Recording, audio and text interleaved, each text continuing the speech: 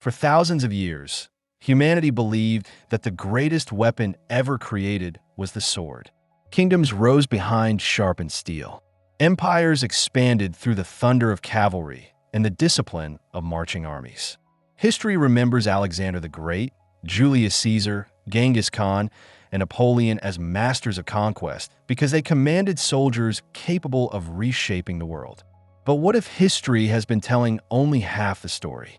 Because behind every legendary army stood something even more powerful, something invisible, something that decided whether soldiers were paid, whether kingdoms could buy food during famine, whether allies remained loyal, and whether entire civilizations flourished or collapsed. That weapon was never the sword. It was money. Unlike arrows or cannons, money does not spill blood directly. It doesn't destroy cities with fire or tear down castle walls. Instead, it quietly controls the people who build those walls, feed those armies, and finance those wars. Throughout history, nations have discovered a simple truth. The kingdom with the strongest economy often defeats the kingdom with the strongest army. Today, entire countries can be brought to their knees without a single bullet being fired. Markets collapse, banks freeze, trade stops, factories close, governments struggle to pay salaries.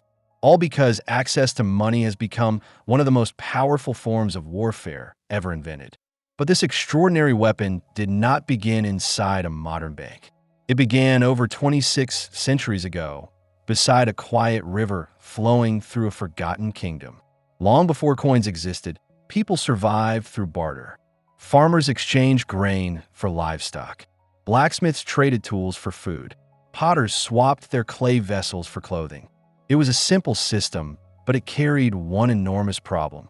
Imagine you're a farmer with sacks of wheat. You desperately need a new pair of sandals before winter arrives. The shoemaker has beautiful leather sandals ready to sell, but he doesn't want wheat. He needs goats. Now your trade is impossible. You must first find someone willing to exchange goats for wheat before you can return to buy the sandals. Trade became slow, unpredictable, and frustrating. As villages expanded into towns and towns became cities, this problem only grew larger. Civilization needed something everyone could trust, something that represented value without depending on individual needs. Across Mesopotamia, temple priests began recording debts on clay tablets. In China, rare cowrie shells became symbols of wealth. Elsewhere, cattle, salt, beads, and precious metals served as unofficial currencies. Yet every solution had flaws. Grain spoiled, animals died, shells could be collected. Metal had to be weighed every single time it changed hands. Civilization needed something better. The answer emerged in a small kingdom called Lydia, located in what is now Western Turkey. The Lydians lived beside the Pactolus River, famous for its deposits of electrum, a natural mixture of gold and silver. According to Greek legend, this was the very river where King Midas washed away his cursed golden touch, leaving traces of gold within its waters forever. Whether the legend was true hardly mattered. The river itself was rich enough to change history. Around 600 BC, King Aliats and later his son Croesus introduced one of humanity's greatest inventions. Instead of weighing pieces of precious metal during every transaction, they stamped each piece with the official seal of the king. A roaring lion. That tiny symbol transformed everything. For the first time, merchants no longer needed to question the purity or weight of every piece of metal. The king himself guaranteed its value. Trust had become portable. Within years, trade accelerated across Lydia. Merchants could travel farther. Markets expanded. Business became faster.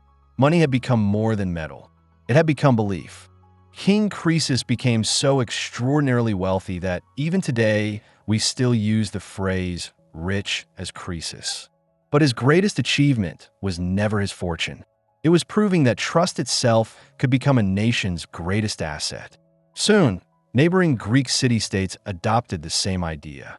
Athens stamped elegant owls onto silver coins. Corinth used winged horses. Each coin carried not only economic value, but political identity.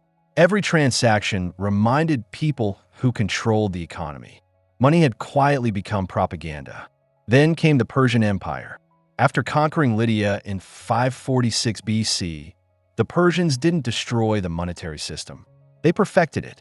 King Darius the Great introduced the famous daric, one of history's most trusted gold coins. But Darius understood something even more important than trade. Money could finance empire.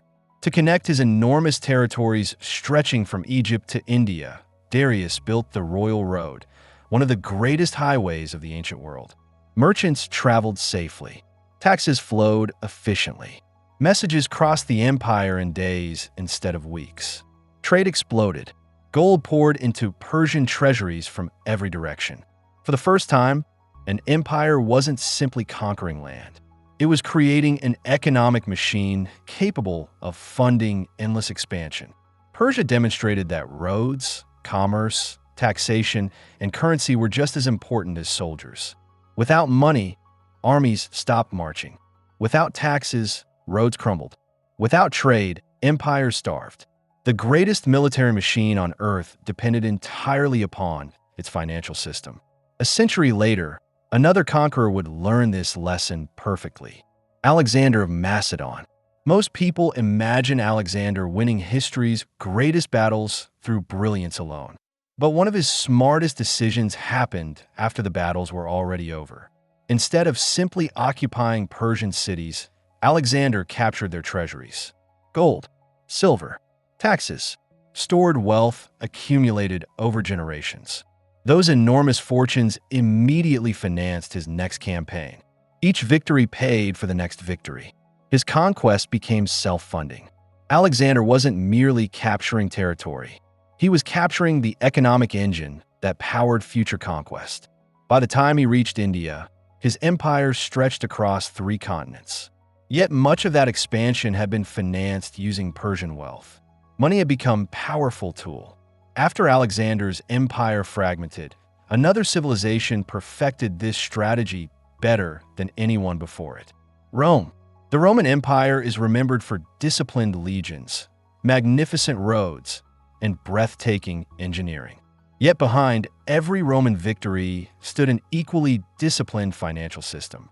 Roman soldiers were paid regularly in silver denarii. Taxes collected from distant provinces financed new roads, bridges, aqueducts, forts, and military campaigns. Every conquered province supplied resources back to Rome. Every road increased commerce. Every market strengthened tax collection. The empire became a giant economic network. A merchant living in Britain could trade with Egypt using the same currency. A soldier stationed in Syria could spend Roman coins in Gaul.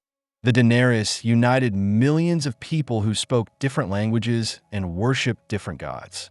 Rome understood something timeless. Control the currency, and you control the empire. But even the greatest financial systems can become dangerous when abused. As Rome expanded, emperors spent enormous fortunes on wars, entertainment, and political promises. Eventually, the treasury could no longer keep pace. Instead of reducing spending, many emperors chose an easier solution. They secretly reduced the amount of silver inside each coin. The denarius looked identical, but its real value declined. At first, almost nobody noticed. Then prices began rising. Merchants demanded more coins for the same goods. Soldiers realized their wages bought less food than before. Confidence disappeared. Inflation spread throughout the empire. The very weapon Rome had used to unite its people slowly turned against them. The empire had discovered one of history's harshest economic lessons.